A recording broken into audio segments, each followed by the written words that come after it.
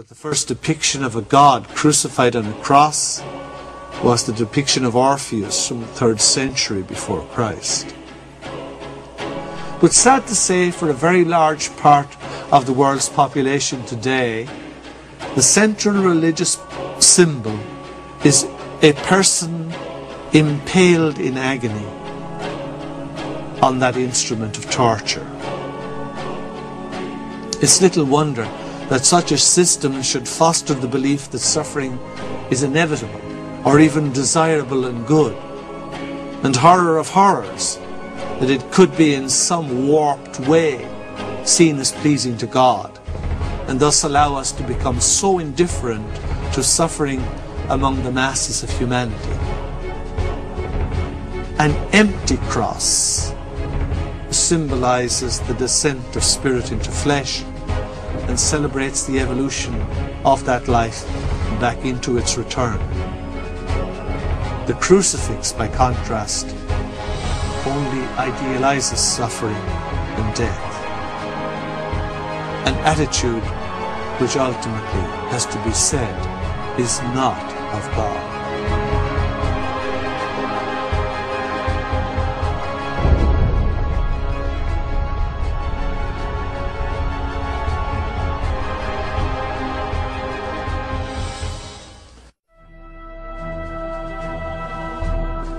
I want to talk to you about a very controversial subject. Some have gone so far as to say it will shake the foundations of conventional Christianity and all the ways in which we are used to thinking about God.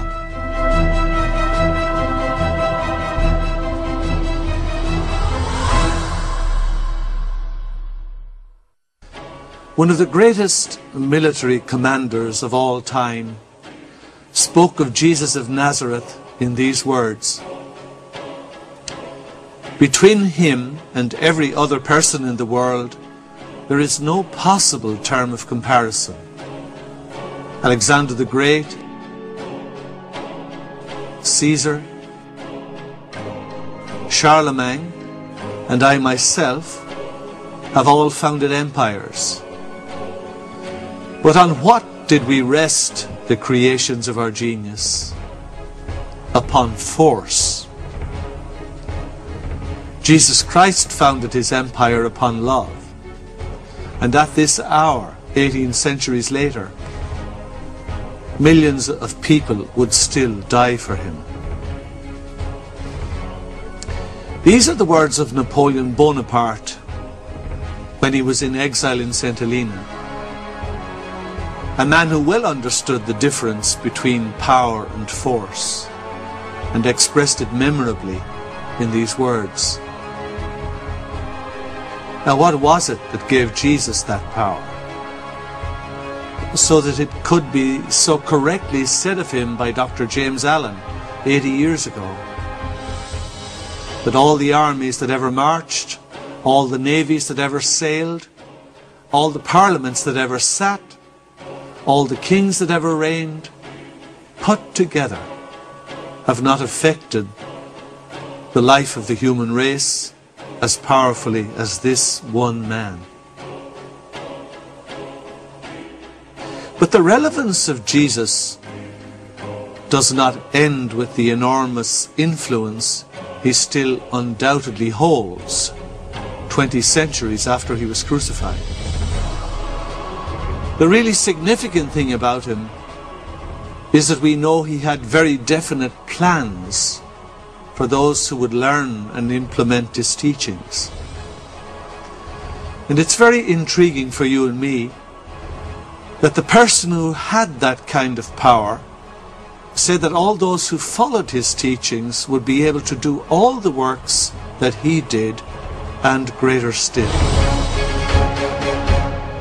But where is the evidence of this happening in world Christianity today? Nowhere. Why is the evidence not there? The obvious answer must be that his teachings have neither been understood properly or followed. And the immediate consequence of that is to suspect that who he really was has never been understood either. If this is the case, then truly an investigation into these matters is something that really could shake the foundations of Christianity in its conventional form today, and all the ways in which we have grown so accustomed to think about God. Now, what do we really know about the life of Jesus? Few people doubt that Jesus of Nazareth was one of the really great pivotal figures in the whole of human history. The billions who revere his name today bear eloquent testimony to the truth of that. The nations who dominate the world today in political power and economics all claim their inspiration from his teachings. But it's extraordinary that for a person who has had such an enormous influence over 2 millennia, it's extraordinary that we know so little about himself. We have no idea at all from the Christian New Testament of what he may have looked like. We have no record that he ever wrote anything, though assuredly he must have. But if he did write something, it has not survived. The details of his personal life are few and far between.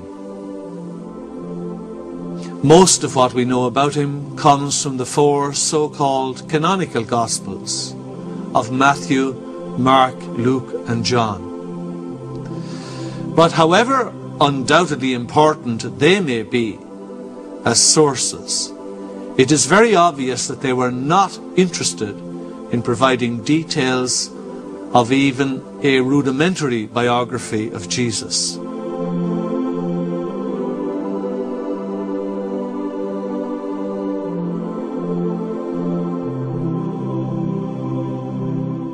Now, most biblical scholars today would date those 4 Gospels as having been written between the years 60 to 110 AD.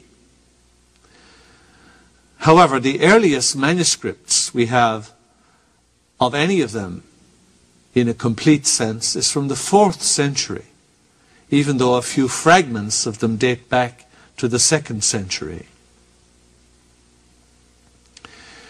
There are a few references to Jesus from sources outside the New Testament and from outside the so-called Gnostic Gospels and letters, but they are just mentions in passing.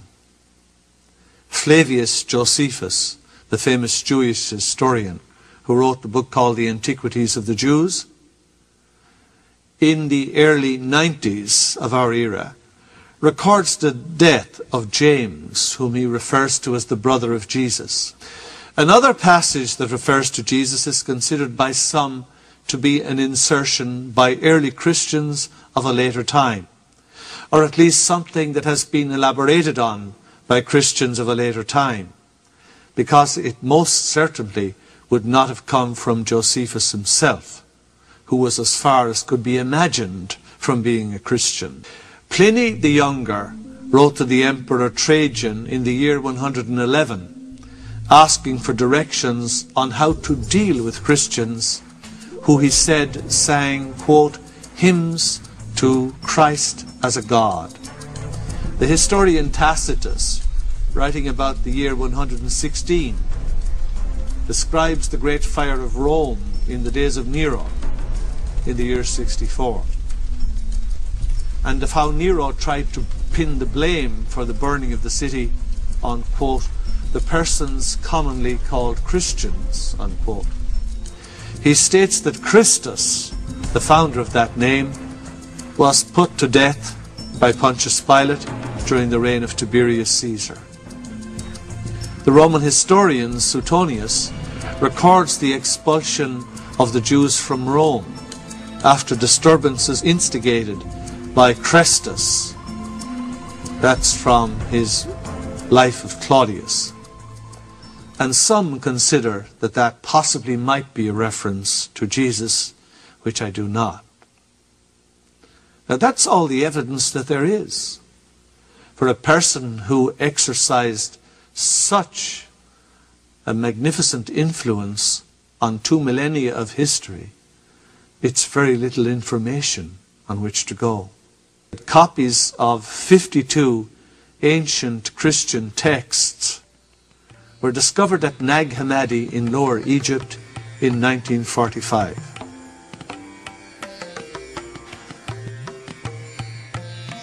These copies dated from about the year 350, according to dating done on their bindings. The documents themselves are obviously much earlier than the copies. And this collection, which was very likely buried in a time of censorship and persecution of these so-called Gnostic texts and their Gnostic readers, shows clearly that the number of sacred texts that were held in high regard and which spoke of the life and mission of Jesus was at that time far more extensive than what is now contained in the Christian New Testament. And their message about Jesus was also quite different from how the New Testament speaks about him. The phenomenal success of the novel The Da Vinci Code is eloquent witness to how the message of these texts can arouse such passion on both sides, even today. The originals of at least some of these documents very likely go back to the time of the apostles themselves, and I have in mind principally the Gospel of Thomas, which all recognize as being the most significant find of the Nag Hammadi texts. The documents from Nag Hammadi convey a very different picture of Jesus from that which is contained in the New Testament. The Gospel of Thomas contains teachings of Jesus that are couched in a much earlier form than the form in which the teachings are expressed in the New Testament. And the Gospel of Thomas contains a lot of other teachings that are not found in the New Testament at all. The Gospel of Thomas itself is recognized as the principal find from Nag Hammadi, and it describes itself as recording the secret teachings of Jesus, which were not given out to his audiences at large, but were reserved for those who had proven themselves. If this is so, what did these teachings say? It seems from the Gospel of Thomas that these teachings were designed to help the hearers become what Jesus himself was. And in that their focus is remarkably different from the teachings of Jesus contained in the Christian New Testament. But of course we don't depend on the Gospel of Thomas alone for information about secret teachings of Jesus that were not to be given out until significant advances had been made in the application of the public teachings. In 1958, Professor Morton Smith at the monastery of Marsaba in the Judean desert found fragments of what purported to be a secret Gospel of Mark.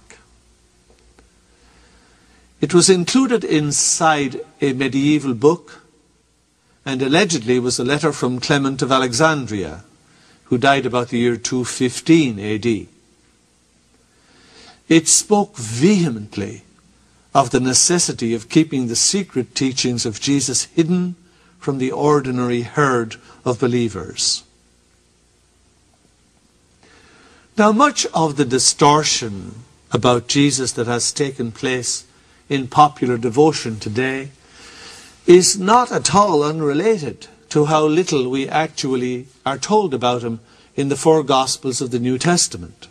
Even at this basic stage, we begin to find strong indications that we were not told all that there was to know about Jesus by the New Testament. And maybe we were not told at all about the really significant material. One thing is for certain. What records we are now uncovering convey a picture of Jesus and his teachings that is poles apart from the saccharine sweet figure of popular piety that we all heard about in our childhood. The gentle Jesus, meek and mild picture. How could anyone ever expect that this description could fit a person who never hesitated to level the greatest insult at the Pharisees that a Jew could voice, when he called them a brood of vipers? This to a people who abhorred the serpent. He publicly called the devious King Herod a fox. And he had such power of personality that he could walk unharmed through a murderous mob intent on hurling him to his death over a cliff. The civil authorities of his day considered him a public danger to the state. He was, in truth, what an earlier Christian tradition loved to call him, the Lion of the tribe of Judah. What happened? Now, when we look at the sum total of these fragmentary pieces, or what we are told about the life of Jesus in the New Testament, we find a fair amount of discussion concerning the time and the circumstances of his birth. The Gospels of Matthew and Luke both give his genealogy, but with significant differences. Matthew's genealogy, which was concerned to show that Jesus as the Messiah had descended from King David, lists 42 individuals in the genealogy in descending order, beginning with Abraham right down to Jesus himself. While St. Luke, who wished to show that Jesus was the Son of God, lists 77 names in ascending order, and almost half of those names are entirely unknown in history otherwise. Now, it's been suggested that Matthew is giving the ancestry of Joseph, the father of Jesus, and Luke, the ancestor of his mother Mary. And of course, that's a neat solution. And neat solutions are rarely true. But the opposite has been argued as well. The Eastern Orthodox Church and the Coptic Church of Egypt, that goes back to the very beginnings of Christianity, accept that Luke is giving us Mary, the mother of Jesus' genealogy. I remember years ago down in Florida, my old friend, the eminent biblical scholar Raymond Brown, said to me when I was trying to help him read the proofs of his latest book, he said, the trouble with trying to combine these two genealogies and make sense of them in that way is that Jesus ends up with too many grandfathers. However, having too many grandfathers is the least of the problems that arise from the New Testament in relation to Jesus today. The infancy gospel of the New Testament tell us that the Holy Family had to flee into Egypt to escape the persecution of King Herod.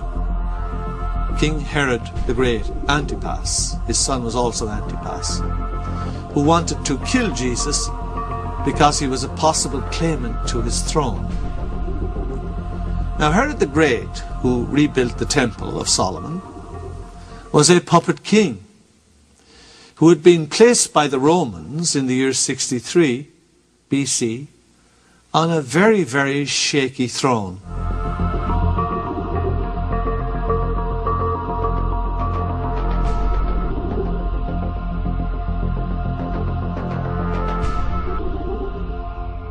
And to complicate matters further, he was an Arab, not a Jew.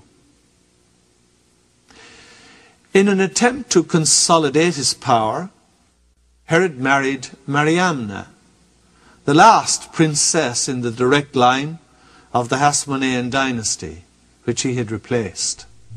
The Hasmoneans had descended from Judas Maccabeus, the great hero who had freed Judea in 136 BC from the Seleucid rulers of Syria, who were descended from one of the main generals of the army of Alexander the Great. However, in 63 BC, the Romans took advantage of a civil war between rival claimants to the throne of Judea, and they placed Herod on the throne of the Hasmoneans. Mary Magdalene was also of that royal family, as early Christian testimony can show. The entire background of Mary Magdalene as a Hasmonean princess is not touched on at all by the Da Vinci Code, but yet is part of the central reality of what she was. This background and her relationship to Jesus, both of them members of the Judean royal families, will be the subject of a later DVD, which I will do in this series. Now, Herod the Great would obviously have been greatly troubled by the birth of a child with a claim to the throne of David, as Jesus had, and as the genealogies in the Gospels are at pains to show.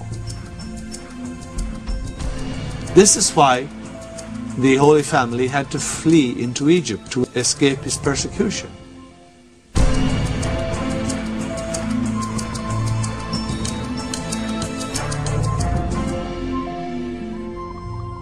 We are told nothing about what the Holy Family did while they were in Egypt. And after the return of Jesus from Egypt, we hear nothing more about him from St. Luke until he is in the temple at Passover for his bar mitzvah, presumably at the age of 12. After this incident, we are told he went down with his parents and came to Nazareth and was obedient to them. And we are told that Jesus increased in wisdom and in stature and in favor with God and man. That's in the Gospel of St. Luke, chapter 2, verses 51-52. To the alert and the perceptive, it's a classic cover-up, if there was ever one. So we have two large gaps in the life story of Jesus. They're not insignificant gaps. The first gap relates to the time they spent in Egypt. At least we know from the Gospels that they did go to Egypt. But how long they spent there and what they did there, we are not told in the New Testament. Likewise, the New Testament tells us nothing about what happened when they returned from exile, or whether they had been 2 years or 8 years, as various traditions attest. The very next piece of information we are given is when Jesus is in the temple at 12 years of age. What happened in between? Now, after the incident in the temple at age 12, there comes the second big gap in the record. We don't hear a single other word about what Jesus did between the ages of 12 and the time when he appeared at the Jordan to be baptized by his cousin John at the age of 30. Isn't that extraordinary? I mean, 18 years is not a short time, especially in an entire lifespan of 33 years. It was longer than the rest of his entire life. What did he do in these 18 years, which is more than half his lifetime? There's been a deathly silence about that in Christian history. Did he go down to Nazareth, as the New Testament tells us, and work in the carpenter shop with Joseph, as the tradition tells us, presumably making tables and chairs and bird feeders? If that were the case, then I would heartily recommend the taking up of carpentry for all of us. Because when he had emerged from that alleged carpenter shop apprenticeship, he was able to heal the sick, raise the dead, walk on water, and feed 5,000 people with 5 loaves and a few fish. But I think the truth is a little more complicated and a little more interesting than that. Is there a reason why we have no information at all about Jesus during these 2 big information gaps in his life? Is it because nothing of significance happened at all in those hidden years? A total of perhaps 26 to 28 years out of a complete life of 33 years. It's not an insignificant segment of his life, to put it mildly. Or is the truth rather that something very significant was happening in those years, that the powers that be do not want you to know about now, any more than they wanted people to know about in the early years of Christianity? More than 80% of the life of Jesus is missing from the New Testament. More than 80%. Maybe the trip to the carpenter's shop in Nazareth never took place at all. Maybe there is a whole facet of Jesus that is entirely different from what we knew previously, and about which we are now only coming to learn. And perhaps the facet of those 18 years will shed an enormous light on what he came to do later in those crucial 2.5 years or 3 years of public ministry in the Holy Land. Just as his 2 stays in Egypt will shed a lot of light and understanding on it as well. It will revolutionize how we understand him and what he came to do, and how that message is relevant to you and me today. Because this is of enormous importance, not just for Christians, but for every person who has a human body. And this information truly is something that can rock the foundations of conventional Christianity, because it deserves to be rocked. This is why there have been so many uproars about the matters raised in a novel like the Da Vinci Code. So let's first look at the gap in his life story between the ages of 12 and 30 years, 18 years. And our story hinges on a Russian aristocrat called Nicholas Notovich, who published a book in French in 1894 called The Unknown Life of Jesus. Notovich had set out on the great journey at the end of the Russian-Turkish War, about 1878, to explore Eastern Europe and the Middle and the Far East. Notovich reached India, Nepal, Tibet, and Little Tibet, called Ladakh, in the year 1887. Now, Notovich was interested in studying the customs and history of the people and the geography of that magnificent landscape near the Himalayas. He had no interest in religion. I stress that, because I want you to be clear about his motives in going there. Notovich heard many times during his journeys in Tibet that there were scrolls in existence, not just one set, but several sets of scrolls in existence, that spoke of the life of Jesus in India during his teenage years. Notovich eventually arrived at a monastery called Hemis, about 25 miles outside the city of Leh, the capital of Ladakh. He found a monastery. The monastery of Hemis is hidden away in a remote valley at an altitude of more than 11,000 feet above sea level. And its remote location has preserved it from the unwelcome attentions of several conquering armies down the centuries. Notovich claimed that he was shown a copy at Hemis of an ancient Buddhist manuscript which described the life of Jesus from his teenage years up to the age of 26, and that this section of his life had been lived in India and Tibet.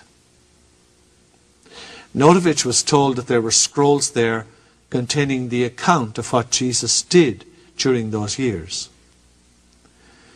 At first, he wasn't successful in being able to see the scrolls. The lamas were very reticent about showing them to strangers. But as luck would have it, after he had set out on his return journey, he broke his leg, and he had to be taken back to the monastery for emergency treatment.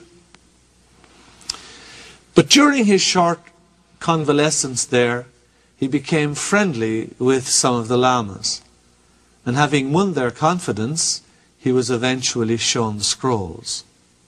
Now, according to Notovich, the scrolls were in 2 large bound volumes written in the Tibetan language.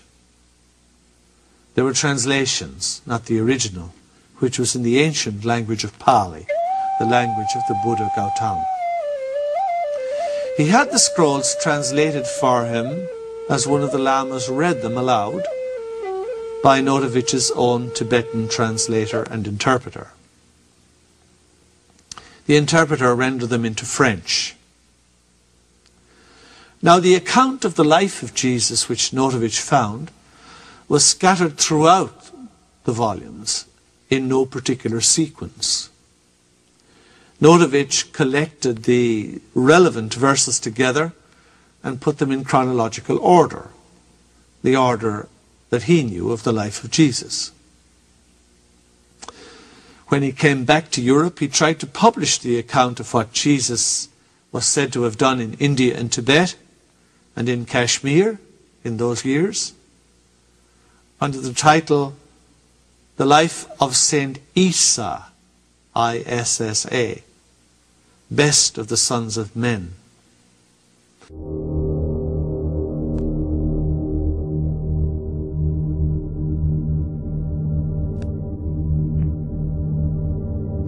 It was a short booklet consisting only of 244 verses. The account in those scrolls was allegedly written down 3 to 4 years after the crucifixion of Jesus, and was based on the testimony of merchants from India who had witnessed the event personally. Once Notovich had returned to Europe, the saga that preceded the publication of the material started to emerge. It's very interesting, and it certainly does not seem to be something that would have occurred if the documents had been regarded as a fiction by those who were told about them in Europe. He had been counseled against publishing them by the Archbishop of Kiev. A cardinal in Rome, unfortunately unnamed, who was close to the Pope, Leo XIII, tried to dissuade him from publishing the translation of the scrolls, and the cardinal offered to buy his notes from him if he was short of money. Needless to say, Notovich declined the offer. He was discouraged at Paris by a Cardinal Rotelli. All these names check out. Cardinal Rotelli was not, as you might expect, the Archbishop of Paris, but the nuncio of the Pope in France. He had served previously in a lesser capacity in the Vatican diplomatic service in Constantinople, Istanbul today, where Notovich had previously met him.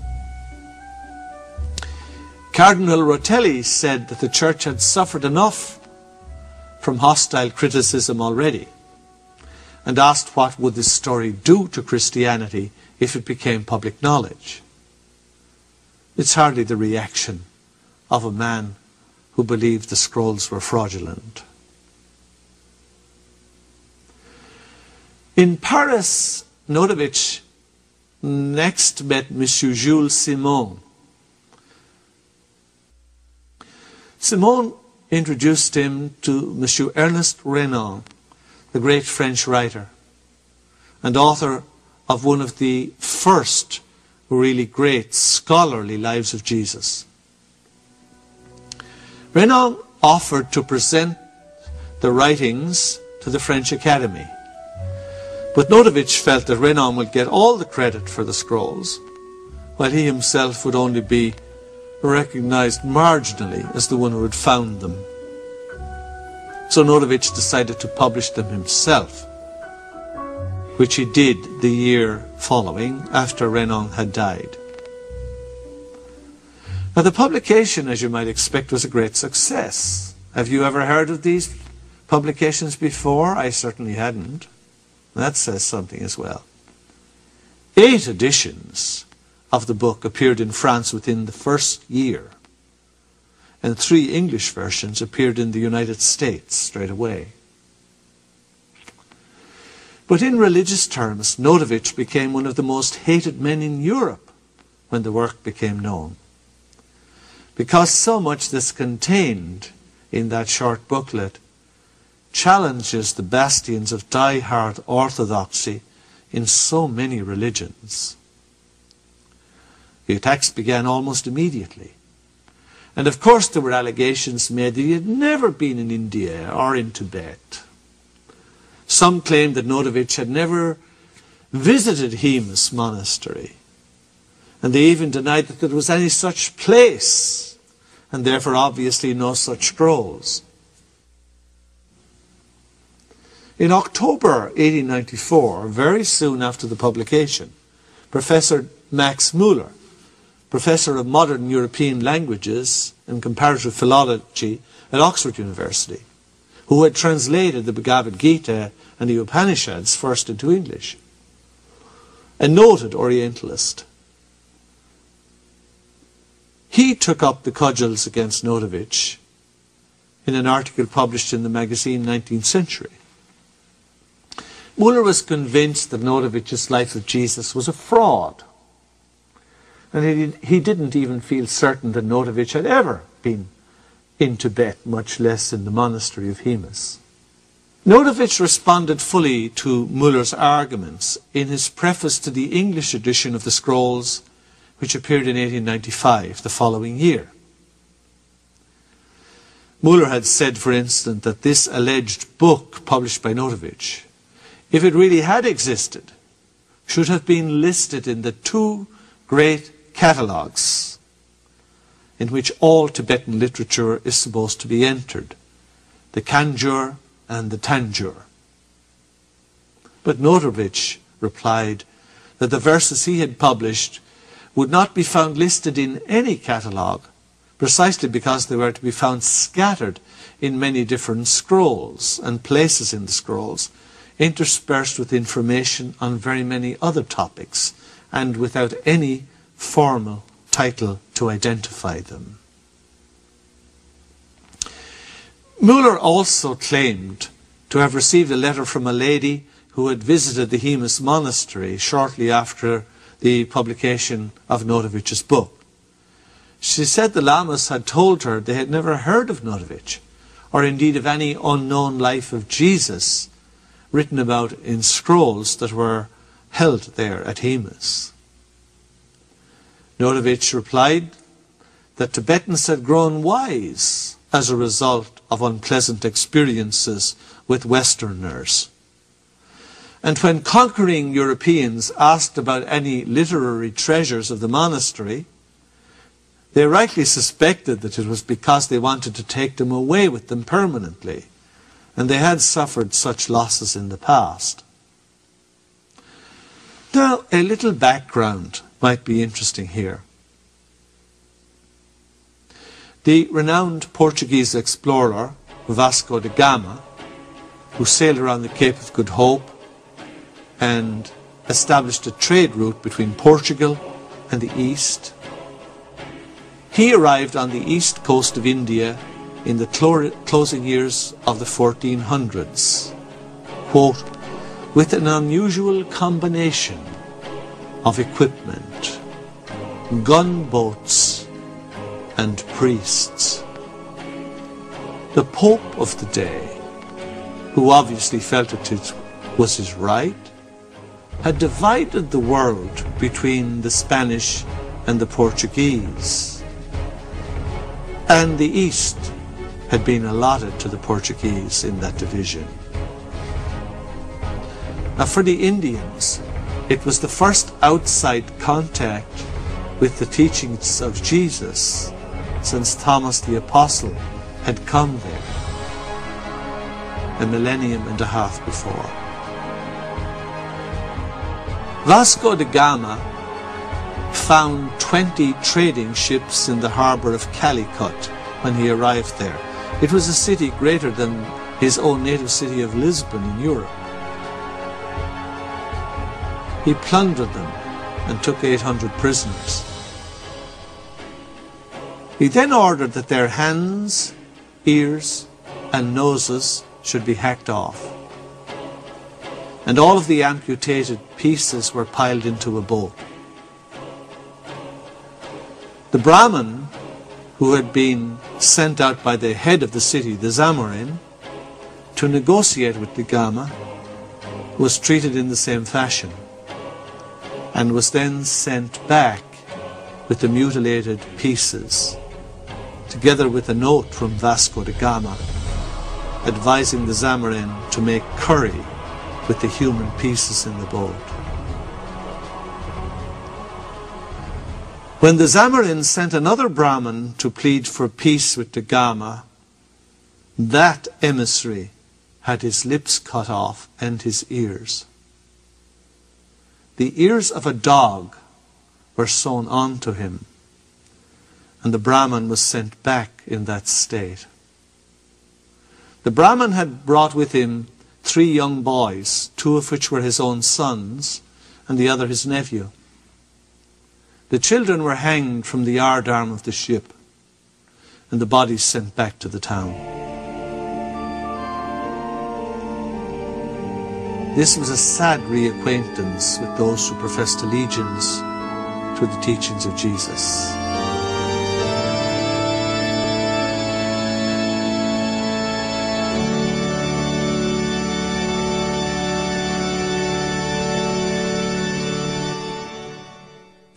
Within decades of the arrival of the Europeans, according to their own records, they had destroyed 601 temples in 131 villages.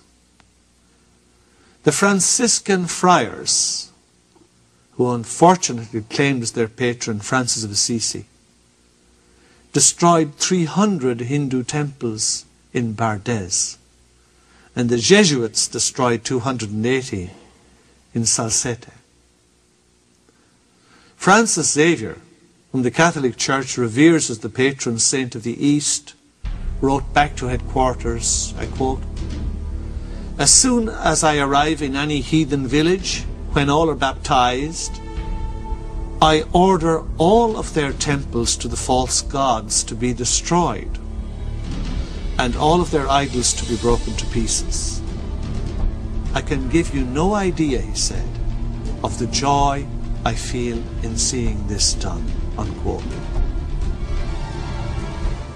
The fathers of the church forbade the Hindus under terrible penalties to use their own sacred books, and forbade the exercise of their own religion. The temples were destroyed, and they were forbidden under threat of imprisonment, torture or death to worship after the fashion of the god of their fathers. These are the words of Secreto, who was in India from 1578 to 1588. It was an unfortunate reacquaintance indeed for the people of India with the teachings of Jesus, first brought to their shores by Thomas the Apostle. The tales of these atrocities spread throughout the length and breadth of the subcontinent, and it helps to explain the later deep distrust they felt in meetings with Westerners. All of this is very relevant to the investigation of the claims of Notovich and the visitors to the monastery of Hemus that followed the publication of his book. You can only imagine the apprehension that the head of a remote monastery would feel when confronted with an eminent British official at a time when Christian British power in India was at its height, and when the topics the scrolls were supposed to deal with threatened the whole foundation on which Christianity erected its view of itself as the only true religion. J. Archibald Douglas, who was a professor in the Government College at Agra, India, the city where the Taj Mahal is found, read Notovich's book shortly after its publication. He took a 3-month vacation from the college and set out for the Hemus monastery to try to get to the bottom of the matter. He claimed to have met the chief Lama at Hemus, who once again disclaimed all knowledge of anybody called Notovich and of the existence of any scrolls. A Moravian Christian mission official from the Moravian mission in the town of Leh, which, as I said earlier, was 25 miles from the Hemus monastery, a Moravian mission official called Brother Weber also wrote about Notovich. Initially he decided Notovich had ever been in Leh. Nobody had heard of him, he said. But the 2 Moravians who had met Notovich had died in 1891, Brother Redslob and Dr. K. Marks. However, much to his regret, Brother Weber later found an entry in the mission diary that confirmed that Notovich had visited Leh at the time he said.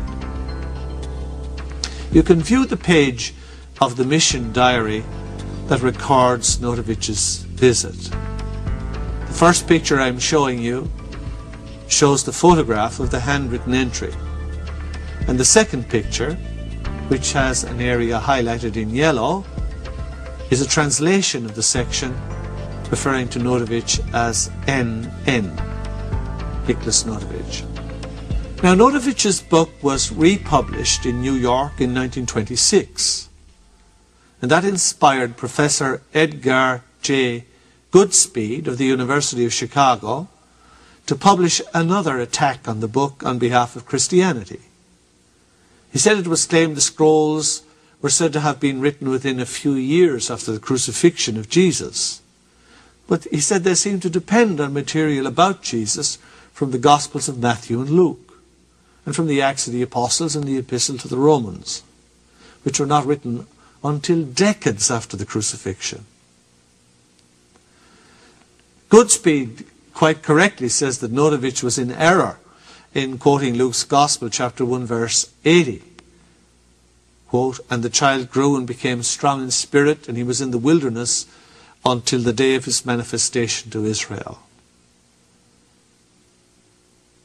Now, Notovich said that this text proved conclusively that no one knew where Jesus was until he suddenly reappeared 16 years later. Unfortunately for Notovich's effort, Jesus had not yet appeared in St. Luke's Gospel at this point, and the reference is to his cousin John, not to Jesus. Now, of course, Notovich's imperfect knowledge of Scripture doesn't count as an argument against the legitimacy of the scrolls. And the brute fact remains that there is nothing in the New Testament about Jesus for more than 80% of his life. Nor is there a single sentence in any of the 4 Gospels written by anyone who knew him personally. Of course, we don't depend on Notovich alone for evidence of the existence of the Esta scrolls, as they're called, because the name that Jesus was known by in the scrolls of Notovich was Esta. Swami Abhinanda, who was a disciple of Ramakrishna, had read Notovich's book while he lived in America. And in 1922, he eventually had the opportunity to travel to the monastery of Hemus himself with the intention of refuting Notovich's story as a complete hoax. However, when he explained the purpose of his visit to the lamas at Hemus, quite contrary to the reception that the great Western power figure Archibald Douglas had received, the lamas did confirm that Notovich had been at the monastery of Hemus and that he had been shown the scrolls about the life of Esta.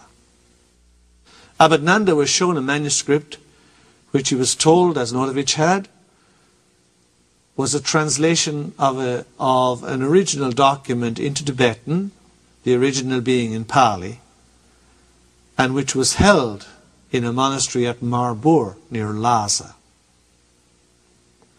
Abhinanda made his own translation of the scrolls and later published them. They were published in Bengali. Elizabeth Clare Prophet did have the translation converted into English, and I have compared the 2 English translations very carefully, that of Notovich and that from the journal of Abhinanda. They are obviously 2 different translations of the same material. There's no doubt about that. However, it is noteworthy that Abhinanda omits the sections of Notovich's scrolls in which Jesus trenchantly criticizes the Vedas, the sacred writings, and in which he criticizes Buddhism and Hinduism. That's omitted from Abhinanda's version. The fact that this material, that's so critical of the most sacred writings in India, is contained in those scrolls, makes it extremely unlikely that this is material which a Buddhist or a Hindu would have faked. Dr. Nicholas Roerich, the famous Russian artist and scholar, who was nominated for the Nobel Prize in 1928 and who has a museum of his work in Manhattan today, had visited Hemus in 1925, along with his wife and his son George, who spoke fluent Tibetan. And he published his testimony that the belief that Jesus had lived in India was widespread everywhere he went, though obviously the natives were extremely reluctant to voice that abroad too much for fear of offending the powerful Westerners who controlled their destinies. In 1939, just before World War II, Madame Elisabeth Kaspari, the renowned Swiss musician and friend of the great educationalist Maria Montessori, went to Hemus with Mrs. Clarence Gask, who was then head of the World Fellowship of Faith. They had no previous knowledge of Notovich, and they had never heard of his scrolls. But one day, quite unexpectedly during their stay at the monastery, the librarian and 2 other monks came to them and presented 3 manuscripts to them, covered in ornate silk, which they then unwrapped. The librarian then said to them, "These books say that your Jesus was here." Madame Kaspari photographed the librarian displaying the scrolls, and I include the photograph in this DVD.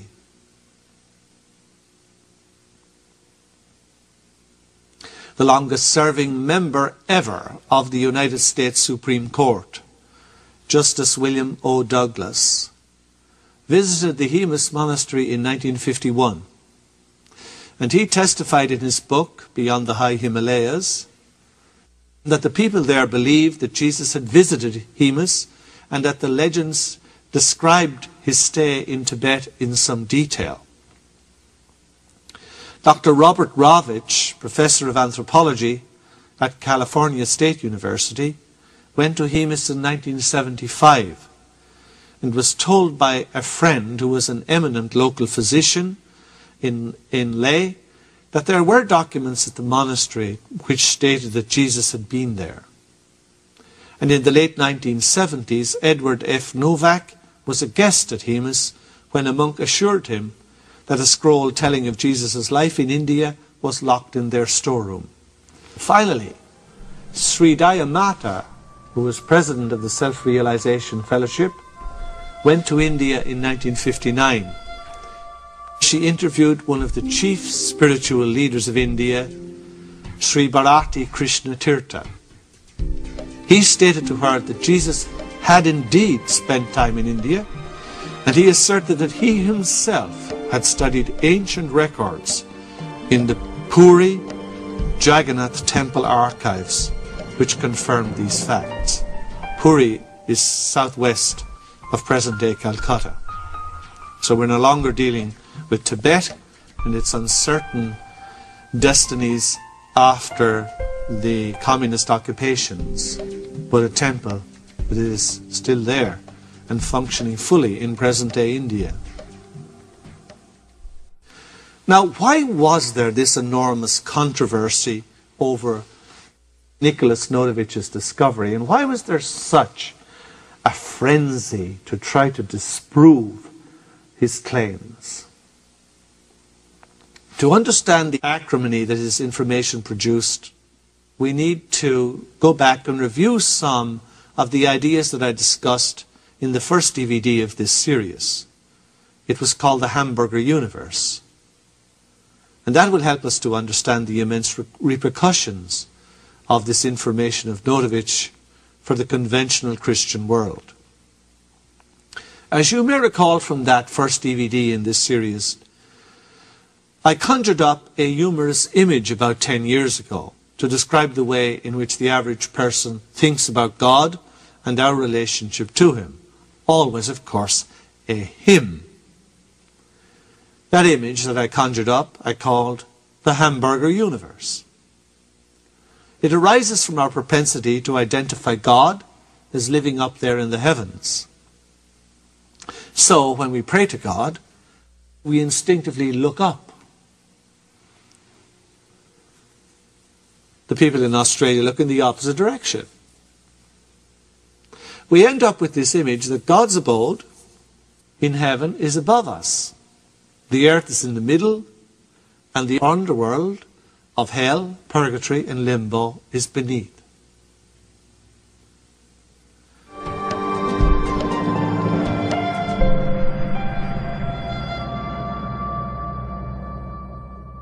Now, we very rightly laugh at the ways in which we so crudely think about what God is, what our purpose in this life is, and what we may expect after death.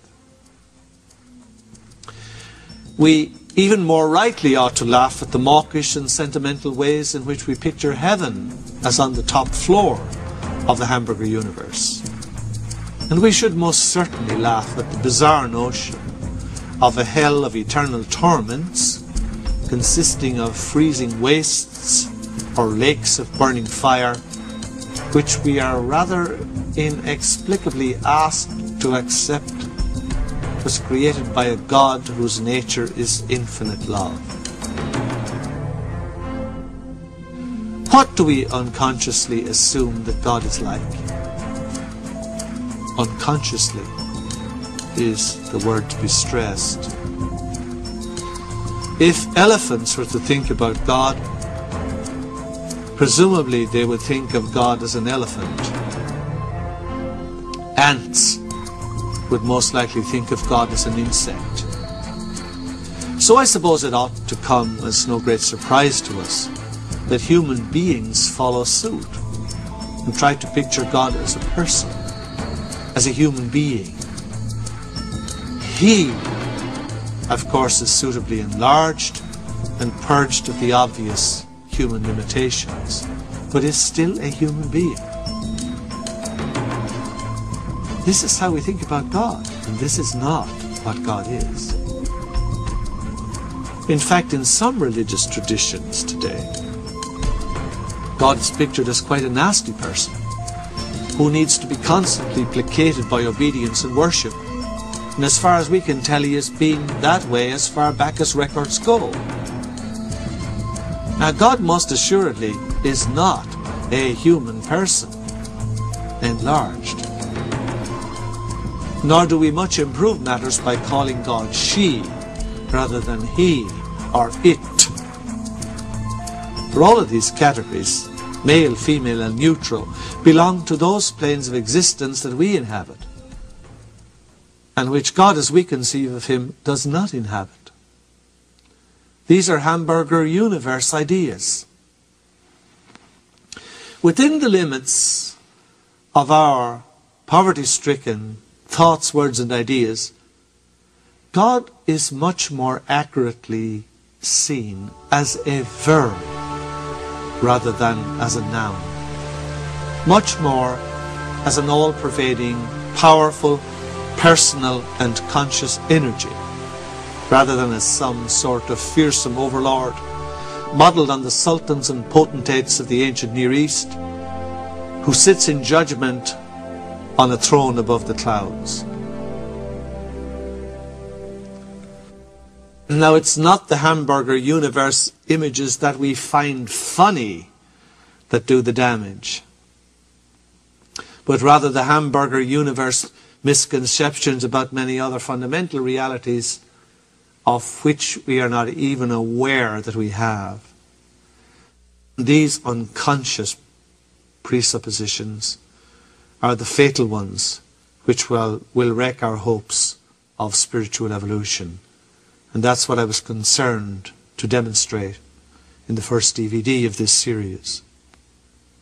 As recently as 400 years ago, most of the Western world somewhat grudgingly came round to accept that this planet Earth was not at the geographical centre of everything.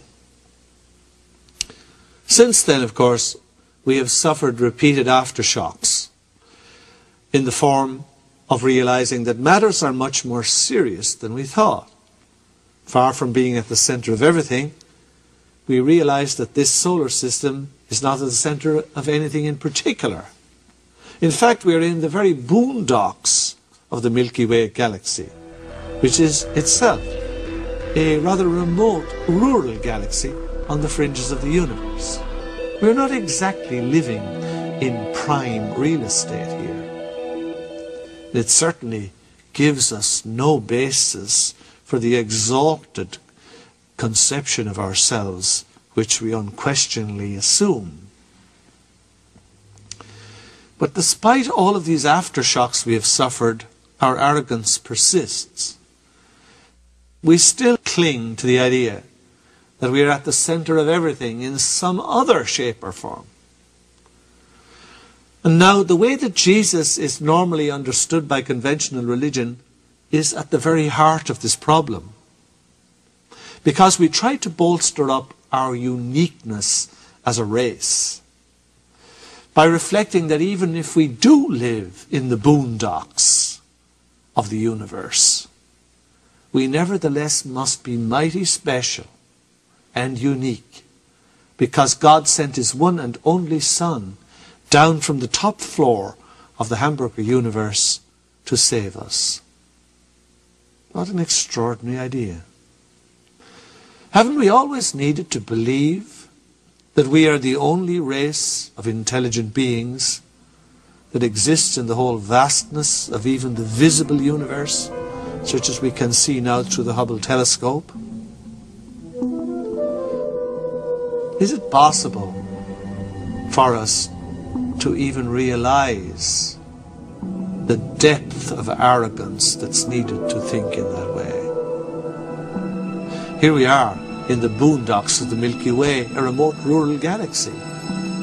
And we've very successfully persuaded ourselves that we are the only people that God could ever have made. And furthermore, that we have been the sole beneficiaries of God's undivided attention since the human race was first created. And all of that, of course, culminated in God sending down His one and only Son from the top floor of the hamburger universe to save us. Save us from what? I've studied all of this carefully, very carefully. And I can only conclude that the primary thing from which we need protection and salvation is precisely the savage God of the hamburger universe. And if that savage God were not there, I doubt we would need the salvation at all. I mean, what is there to be said for this view of things? There's nothing to be said for it.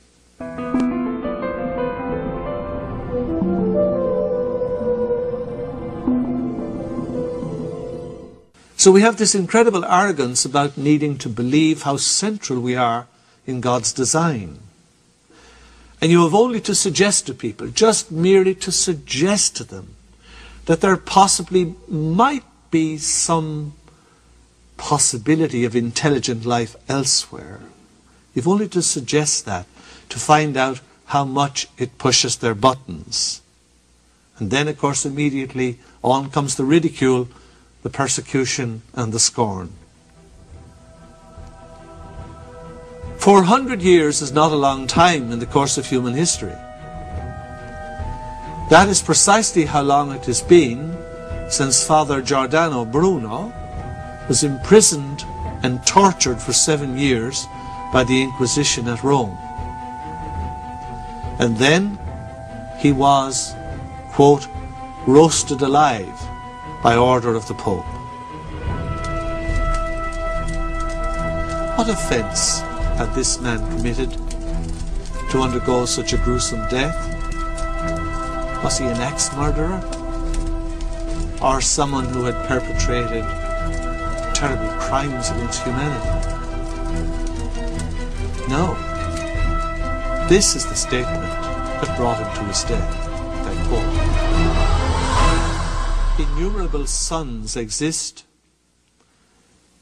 Innumerable earths revolve around those suns in a manner similar to the way in which the 7 planets revolve around our sun.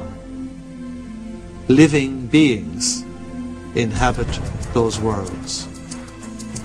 That's from Bruno's book, The Infinite Universe and Its Worlds, published in London in 1548, while he was attending the court of Elizabeth I. Now, nothing pushes many people's buttons more than the very suggestion that there might possibly be intelligent life elsewhere other than on this earth. That's a very intriguing phenomenon. Why should it be? Of course it is. Because if we find that there is intelligent life elsewhere, then we have to surrender our place of superiority on the top of the dunghill. Not to mention the awful thought that if intelligent life abounds throughout the universe, there's the very real possibility that far from being God's unique and most advanced special people, we might actually find that we are, by comparison, relatively primitive and unevolved. That is something the human race is most assuredly not ready to accept. Now we have to give up the pompous and self-flattering idea that Jesus Christ came down here to save us as God's only Son. We have to abandon the idea that if life were ever discovered on other planets, that we would have to try to devise some means of going to save them. As the religious director of a very famous observatory in the United States went so far as to publicly pronounce in 1997.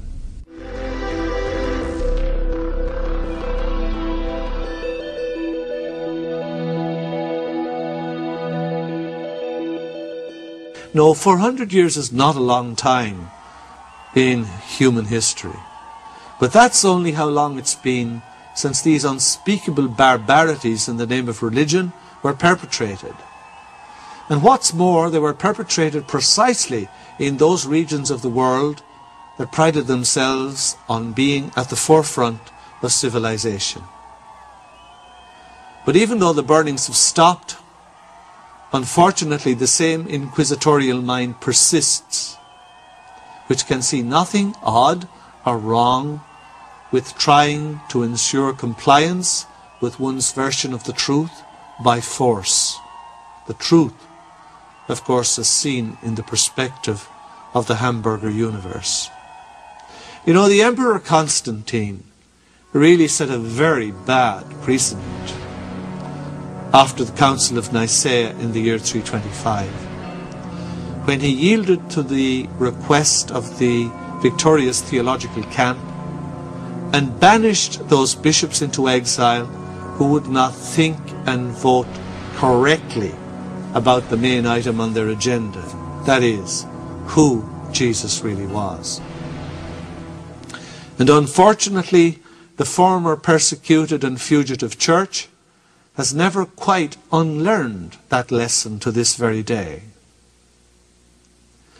It's the mindset of an armed doctrine which tries to compel adherence to its beliefs by force and threat, and in so doing ends up in the rather curious situation of preaching and practicing hatred in the name of the God of love. Fortunately today there is no longer a stake waiting for those who dare to hold a different view from the majority. But of course there are other forms of stakes, as all the people well know who have ever tried to march to a different drummer, who have ever tried to raise an innocent question about whether this or that statement may be an expression of the full truth or not, or whether we need to examine matters further. Oh yes, there are other kinds of stakes. And when you dare to disagree, rest assured you will not be engaged on the high levels of theology and philosophy. No, they will attack you in the lowest possible way, in the very shrewd but ultimately vain hope that if you are discredited, then they needn't bother about your message. It's the easiest way of all. And it totally escapes, of course, any need for the evaluation of whatever scientific or objective evidence there may be, which these organizations are normally completely reluctant to face. These are the consequences of the mindset of the hamburger universe.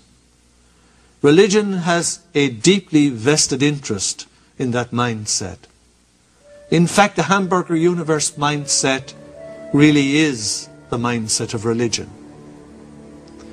I have mentioned just 3 of these consequences, and the inquisitorial mind which tries to sustain these views of reality.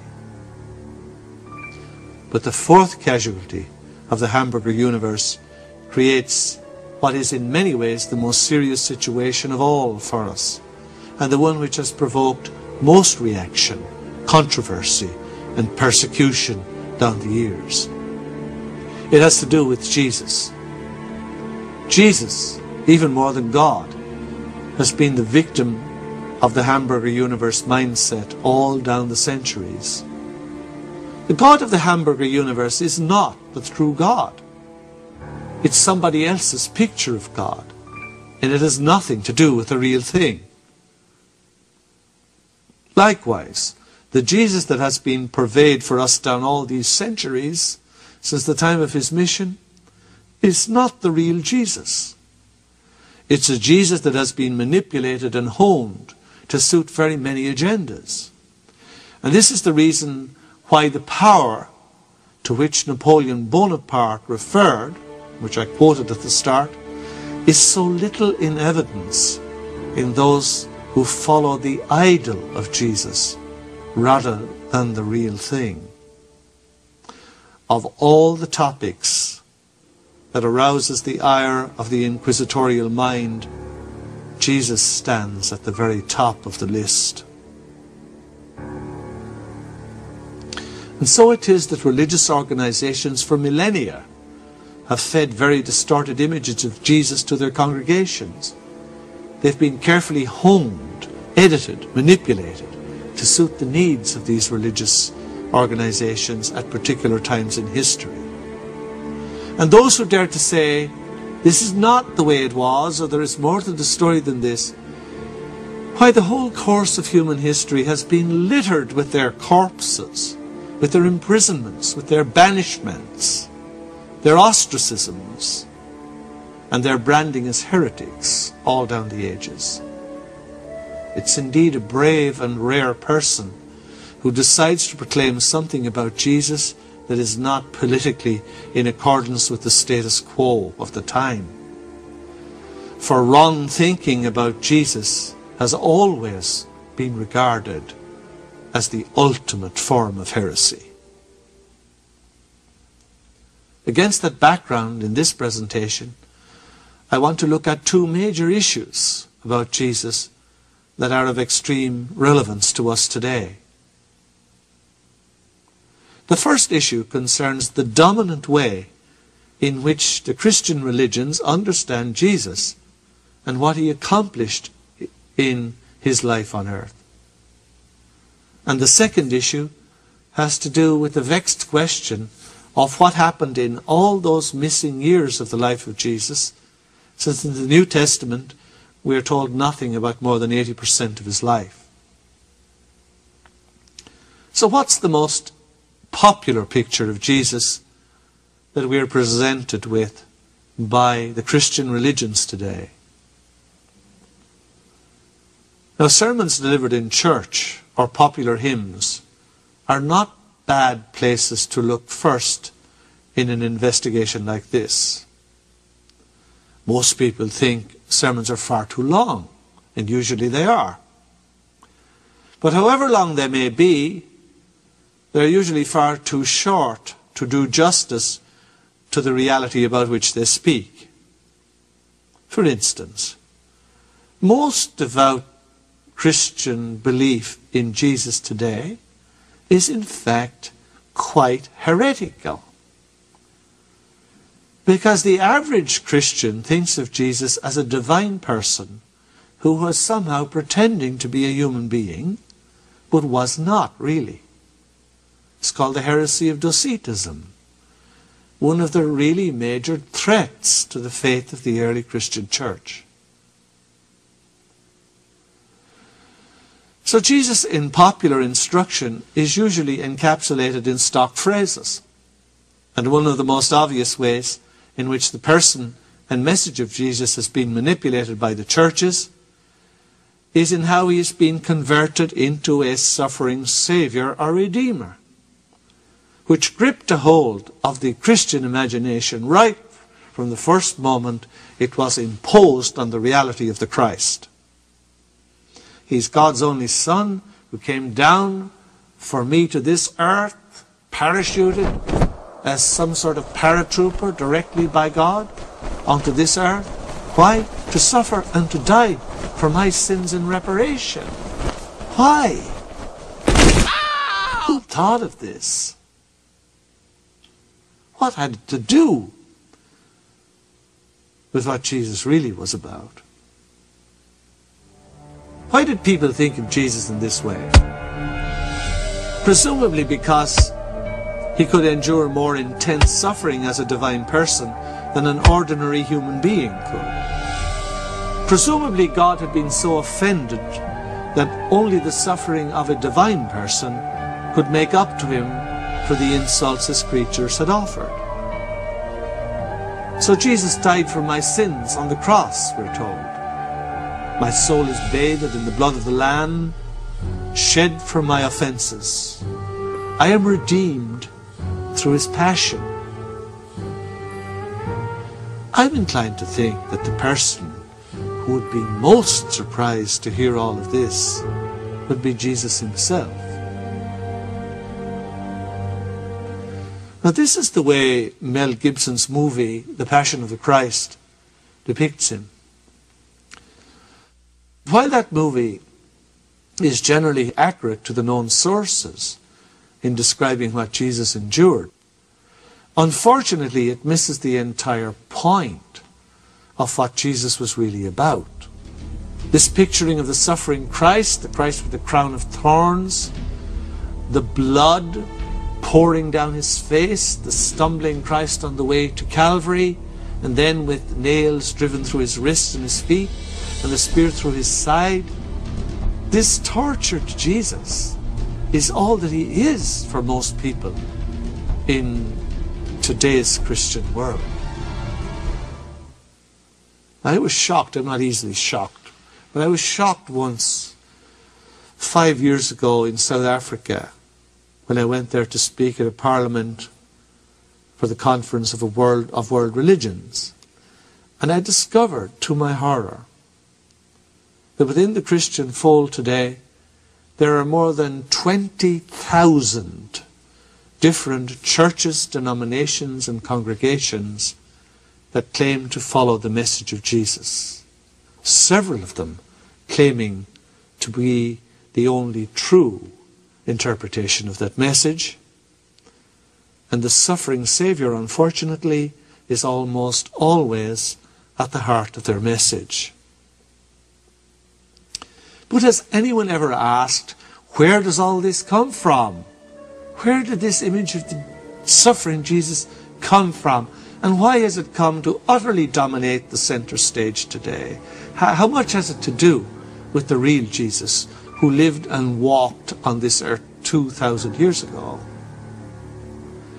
Was this suffering what he really came to do? Or is there an entirely different explanation that in no way detracts from the magnificence and the greatness of what Jesus was? This image of the suffering Redeemer has become so closely intertwined with the Christian message that now it's almost impossible to think of Christianity in any other terms, or indeed to think of Jesus without the blood, the gore, and the torture and the suffering. That's what he's been converted into. Quickly in its footsteps, of course, comes the guilt and the unworthiness that it arouses in us all, because we've all been taught that we are the ones who caused it. Jesus took our burdens and our blame and our retribution upon himself. And look at the result. We are never allowed to forget our guilt and the remorse we should feel. And there are items available all over the internet that keep those images fixed before our minds from the cradle to the grave. Babies' garments, baseball hats, school notebooks, coffee mugs, and even dogs' blankets. Jesus took our burdens and our blame and our retribution upon himself. And look at the result. If I believe that I've caused this enormous suffering to descend upon Jesus, he took my burdens on himself, I am immediately going to feel an enormous rush of guilt and unworthiness. And unfortunately, that is precisely the single matter that dominates most religious sentiment today. And it's also the single greatest block for any of us who follow Jesus to replicating in our own persons that power of which Napoleon Bonaparte spoke. Herein lies the reason for the dramatic success of all the religious enterprise down the centuries. Their ability to so effectively arouse guilt and then offer redemption quickly to assuage it. Time after time after time. So that we're kept on an endless roller coaster of emotion, from guilt and sin up to redemption, and soon are plunged back down again into guilt and sorrow, lest we become too complacent. This is the defining picture of Jesus that is most successfully marketed today, and it is the defining note of the Christianity that is on this earth at the present time.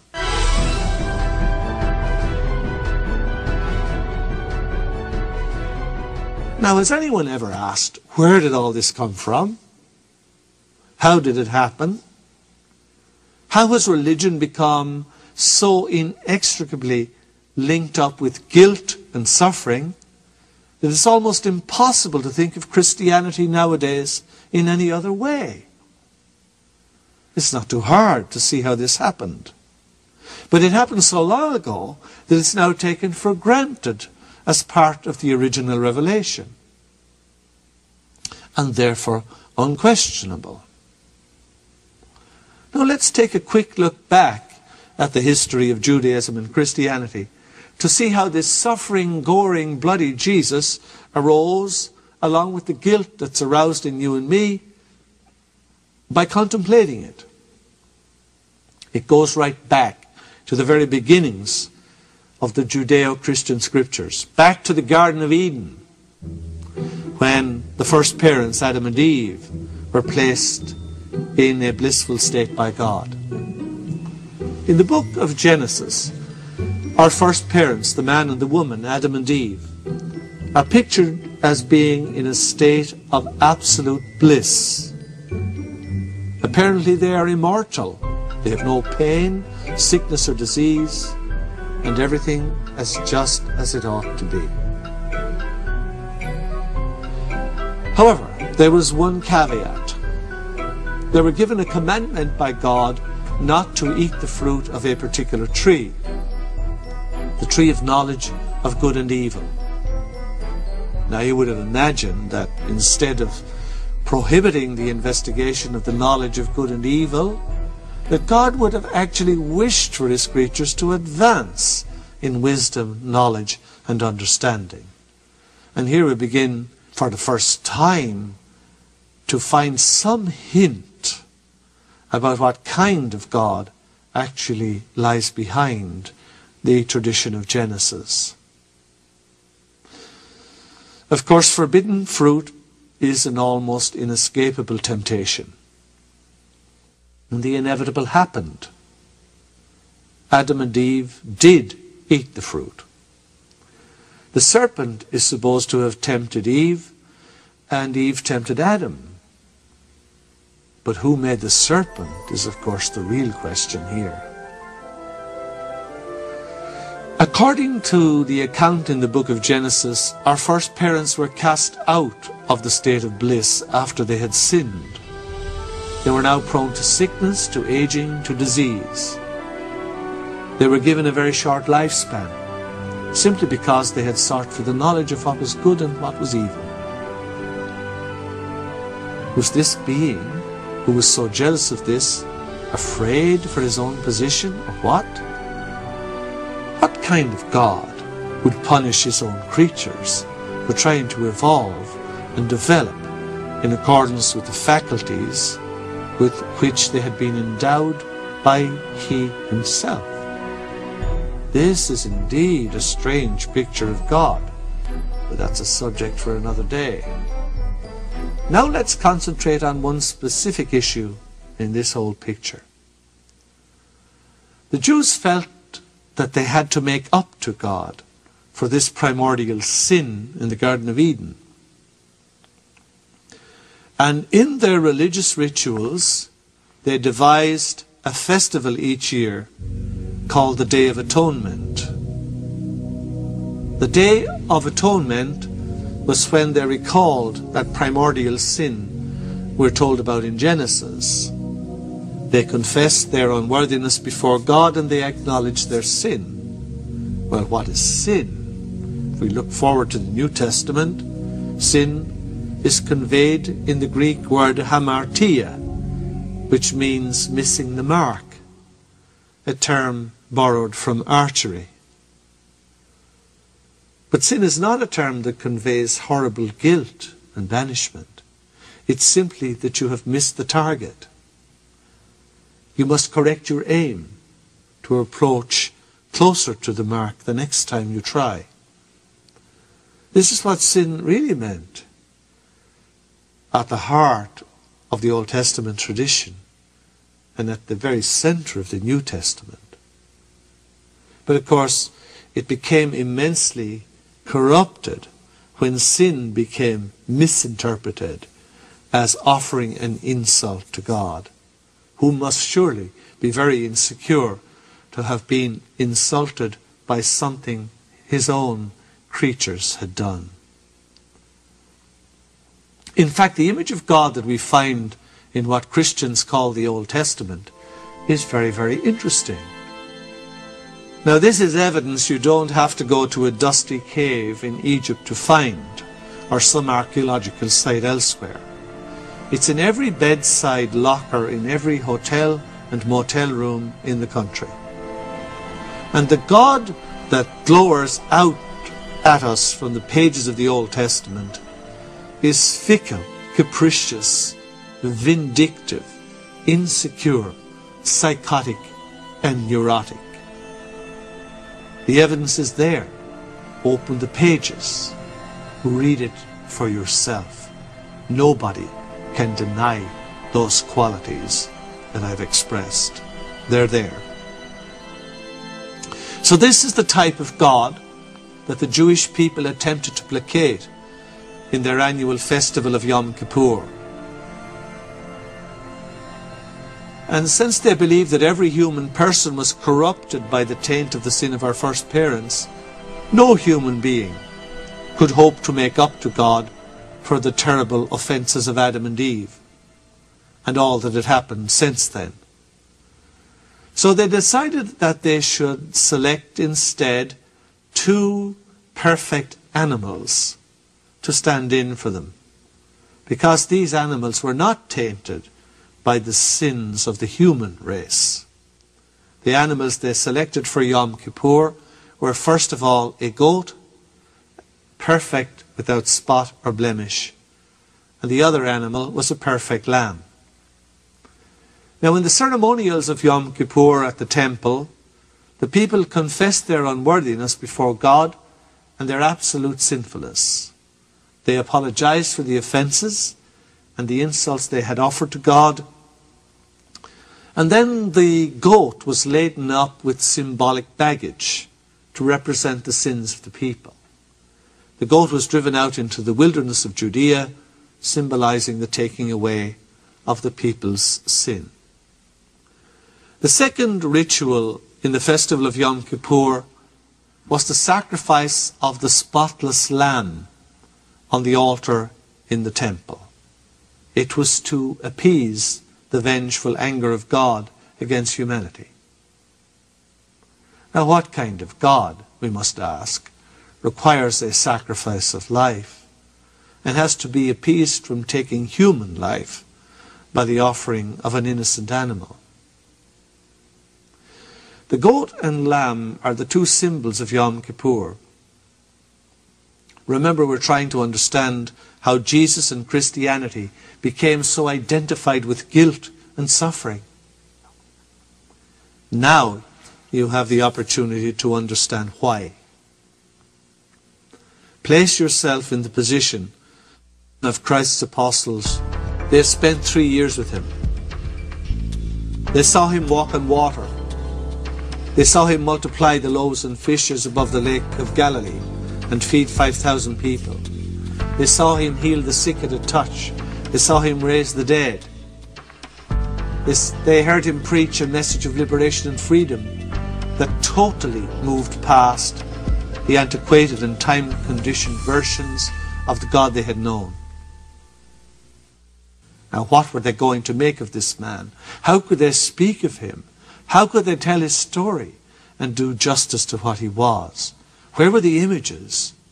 Where were the blueprints that they could fill with this message?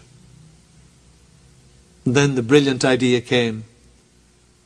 Jesus is the quintessential lamb and the quintessential goat of Yom Kippur. He is the one who now makes it unnecessary to repeat this ceremonial every year. He is the one who takes the burden of our sins on his back, quintessentially, once and for all. It's done, it's finished. He is the one who is sacrificed on the altar of the cross to satisfy God's bloodthirsty vengeance and our debt to Satan, in which the human race stands. Again, we have to ask, what kind of God would demand this or allow such a Satan? Many people blame the Emperor Constantine for the fact that Christianity took a wrong turn at the Council of Nicaea in the year 325. But I assure you, the damage was done 3 centuries before Constantine ever drew a breath. The damage was done in the time of Jesus' own apostles, because some of them tried to squash the magnificence of what he really was into those narrow confines, those limited molds of being the quintessential goat and lamb of Yom Kippur. And it was at that time, very early on, that Jesus first became seen as a rescuer and as a saviour, who came to intercede and to intervene between God's vengeance and us, to help a human race that needed rescuing.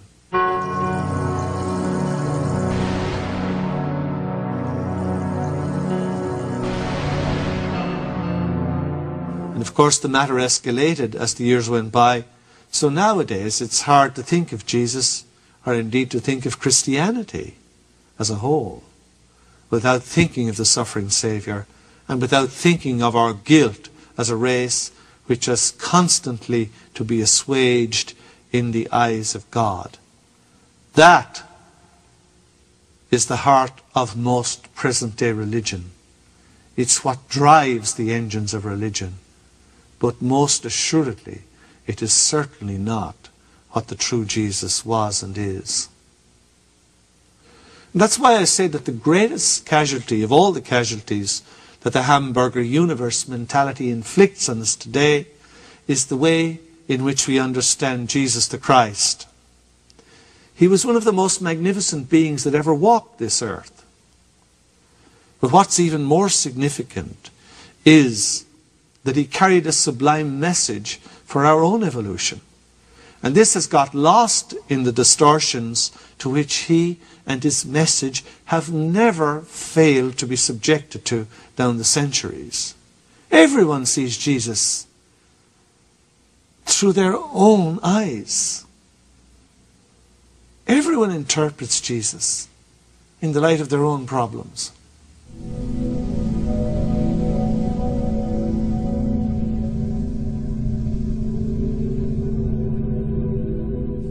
But the true message of Jesus is as relevant and as liberating for us today as could ever be. And yet what we're getting now is a censored, shrunken, minimized caricature of what he truly was. The churches of the West have always seen the center of Jesus' work to consist in saving us from God or Satan and paying a dire penalty in the process for doing so. The churches of the East are far closer to the mark because they have always seen the work of Jesus as bringing about a process of divinization in us. That is, in bringing about a turning of mere human beings into the divine. That's much closer to the mark.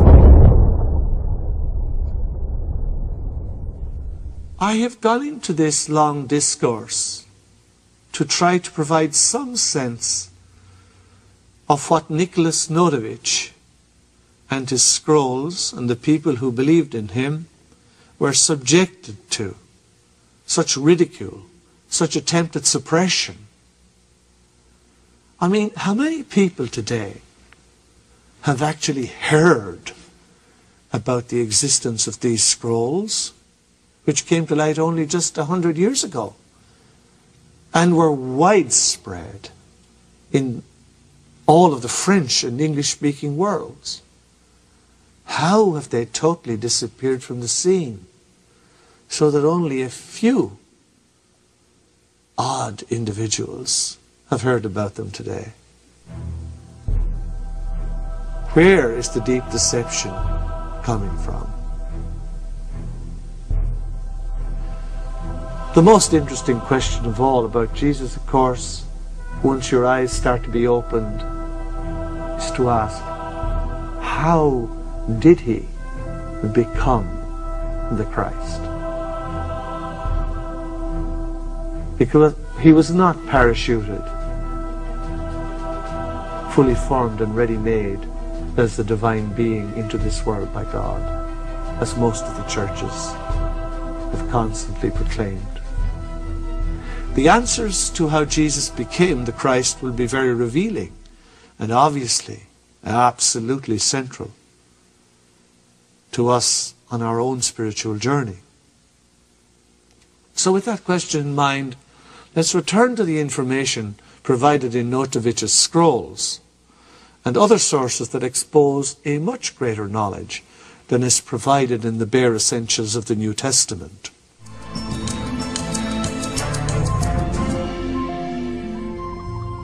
Now, in the Notovich scrolls, Jesus was known by the name Esta, which is exactly the same name by which Jesus is known in the modern Irish language today. The Irish language comes from the Indo-European area. And the account in the scrolls of Notovich tells how Jesus had just celebrated his bar mitzvah. And that was the time when Jewish families liked to decide on a future spouse for their sons. According to the scrolls, Jesus did not wish for that to happen at that time. So he left his parents' home by stealth and joined a merchant caravan setting out for the fabled lands of the East, from whence had come these fabled stories of the great masters who could perform remarkable phenomena and live for unimaginable lengths of years. On his outward journey, he would have travelled north through the present-day city of Damascus in Syria, on into present-day Iraq, through Baghdad, then called Opis, and from there to Ecbatana, now called Hamadan, and Rage, now called Tehran, the capital of Iran. All throughout northern Persia, as it was called in those days. From there he travelled along the fabled Silk Road from the Persian city of Rage, now Tehran, to the ancient city of Bactra, called Bart today, which had been the capital of an ancient empire.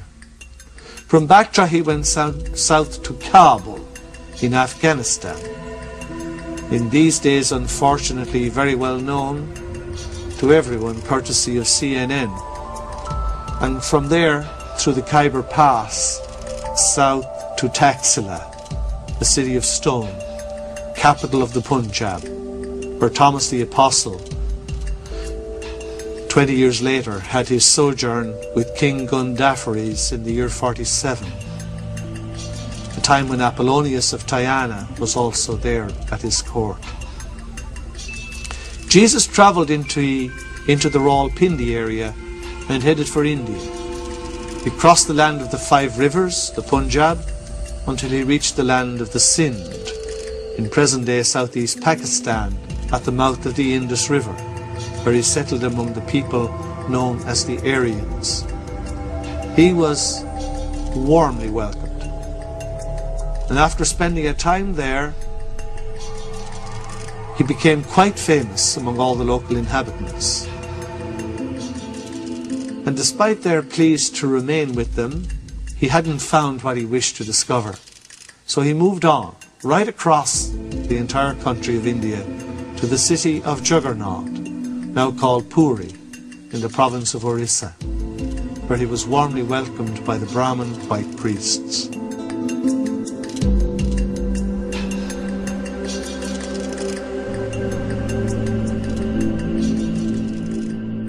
There the scrolls tell us that he learned to read and understand the Vedas, the sacred text of the Hindus, which had been compiled between 500 and 1100 before Christ. The Vedas, principally the Upanishads and the Bhagavad Gita, were not meant for casual reading.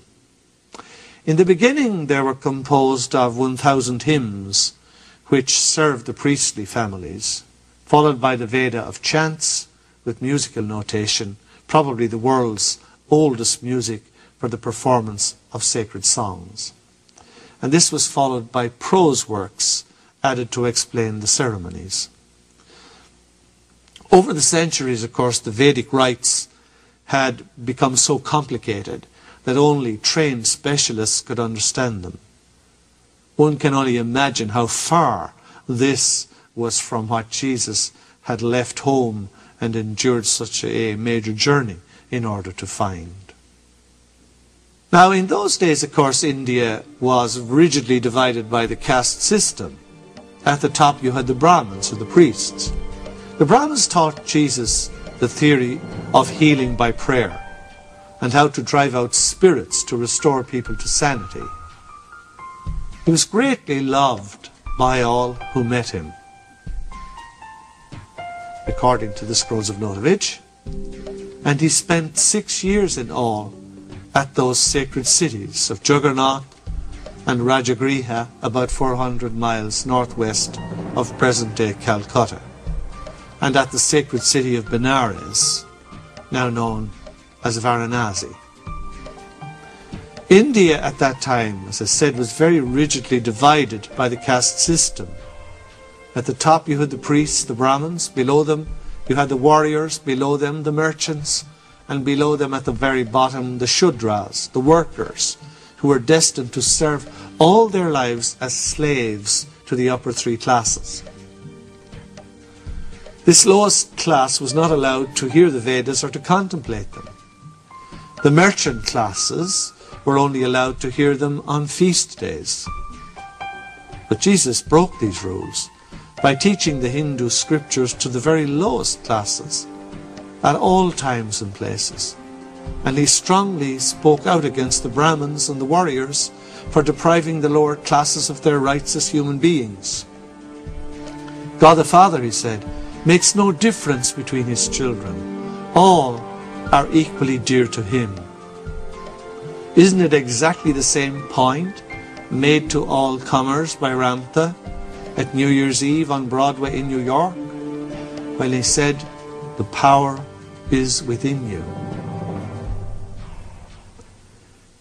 Jesus really set the cat among the pigeons when he started to deny the divine origin of the Vedas. And he denied also that Parabrahma had incarnated in Vishnu, Shiva, and other gods. The Hindus had filled their temples with abominations, he said, worshipping a crowd of creatures, animals, stones, and metals, while subjugating the human person.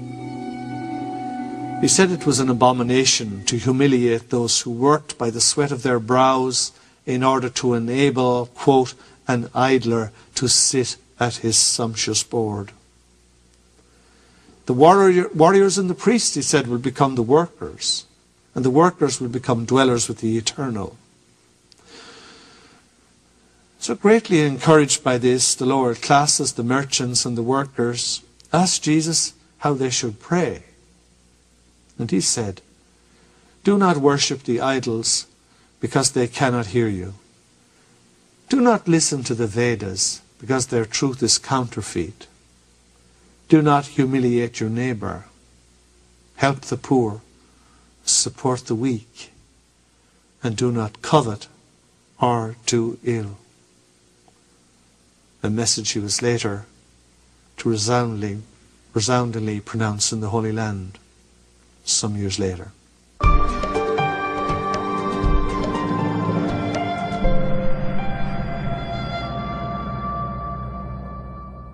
Because of all this subversive teaching, which was subverting the people, the white priests and the warriors decided they were going to kill him. This took place in the city of Jagannath, but he was warned of their plot and fled by night into the mountains. He travelled through Rajagriha, now Rajir, and eventually reached Kapilavastu, about 800 miles away, the birthplace of Gautama, the most famous of the Buddhas. It was here he learned the ancient language of Pali, which had been the language of Buddha Gautama, and applied himself to the study of the sutras, which are subtitled The Way of Truth or The Path of Truth. These texts recorded conversations the Buddha had when he was teaching. They were recorded on palm leaves, and the leaves were gathered in 3 woven baskets. The first basket was called the Sutta Pikata, the basket of discourse, and is attributed directly to the Buddha himself.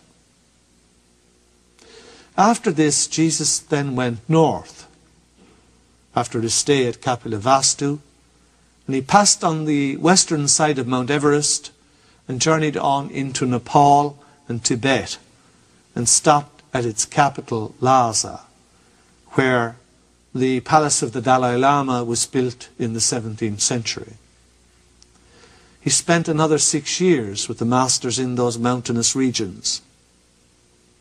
And there, I imagine, he found much more that was to his liking. In his 26th year, Jesus turned towards the west again and headed for home. Everywhere on the journey, his history repeated itself. He preached against idolatry, sided with the oppressed and the poor, and eventually managed to upset every entrenched religious leader that there was, particularly in Persia. The priests of Zoroaster forbade the people to listen to him. They arrested Jesus and brought him before the Zoroastrian high priest, who interrogated him. Things eventually reached such a pitch that the priests of Zoroaster cast him out into the wilderness one night near the lair of savage beasts, hoping he would be eaten by them, but he escaped unharmed. Finally, he reached his homeland at the age of 29. He had been gone for so long that nobody recognized him or even knew who he was. The Jewish priests and elders were filled with admiration for his teachings, and they asked if it was true that he had tried to stir up the people against the authorities, as had been notified about him to the Roman governor Pontius Pilate.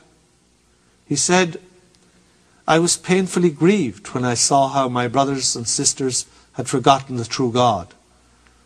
I tried to re-establish the law of Moses in people's hearts because they are in ignorance of its true meaning. The laws have been perverted." Now, a great deal of what we read in the Esta scrolls of Nicholas Notovich squares with what we know from the New Testament about the life of Jesus during his time in the Holy Land. But there are some major differences. All of the 4 Gospels of the New Testament blame the Jews for the death of Jesus, but the scrolls lay the blame fairly and squarely at the feet of the Roman governor Pontius Pilate alone. In fact, the scrolls credit the Jewish authorities with going out of their way to save Jesus. Also, John the Baptist is not mentioned at all in the Notovich scrolls. Another major teaching that is quite alien to the message of the 4 Gospels of the New Testament, and quite needed today, is the beautiful hymn of praise for women which Jesus uttered when one of the spies of Pilate, sent to keep track of him, roughly pushed an old woman out of the way so he could get closer to the master and not miss any sedition that he might speak. Jesus said, "Whoever respects not his mother, the most sacred being after his God, is unworthy of the name of son. Respect woman, for she is the mother of the universe. and all the truth of divine creation lies in her. She is the basis of all that is good and beautiful, as she is also the germ of life and death. She gives birth to you in the midst of suffering. By the sweat of her brow she raises you, and until her death you cause her the gravest anxieties. Bless her and worship her, for she is your one true friend, your one support on earth. And in the same way love your wives and respect them, for they will be mothers tomorrow, and each later on the ancestress of her race. Be lenient towards women, for woman's love ennobles man, softens his hardened heart, tames the brute in him, and makes of him a lamb. The wife and the mother are the unappreciable treasures given unto you by God. Protect your wife in order that she may protect you and all the family. All that you do for your wife, for your mother, or for a widow, you have done unto your God. A number of Jewish scholars have been arguing that the Gospels of the New Testament were in fact Gentile or Western documents in terms of their formulation and orientation. With the exception of the Gospel of St. Mark, they were written after the fall of Jerusalem in the year 70. So for all intents and purposes, the Jewish nation was no longer a force to be reckoned with. It was Rome that needed to be watched. And most scholars believe that the Gospels were formulated with that end in view, to help spread the teachings of Jesus to the Greeks and to the Romans of the western part of the empire.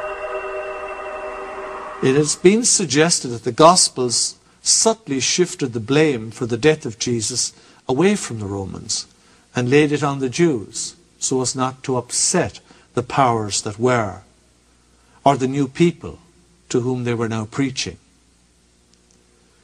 We're all too tragically well aware of the curse of anti-Semitism which plagued Europe for 1500 years and was in large degree due to Christian hostility to Judaism because they blamed it for the crucifixion of the Christ.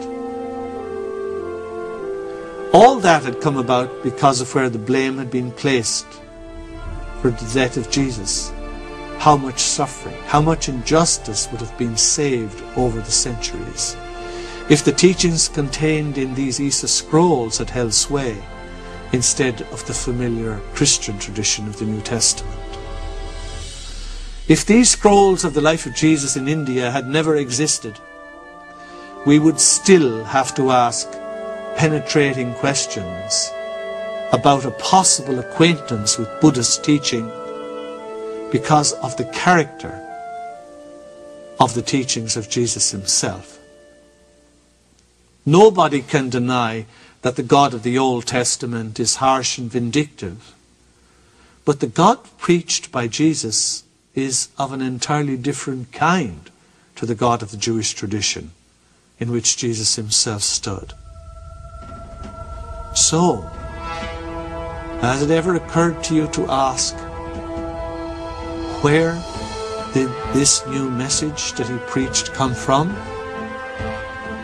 Or was it parachuted directly with him, down from heaven by God, as the devotees of the hamburger universe mindset will maintain? No, there's a much more obvious and less exotic explanation to which I will return shortly. But for the moment, let us now look at the second great gap in the life history of Jesus, his time in Egypt. Because the symbols and the practices that he knew there will give us an enormous insight to the true meaning of his teaching.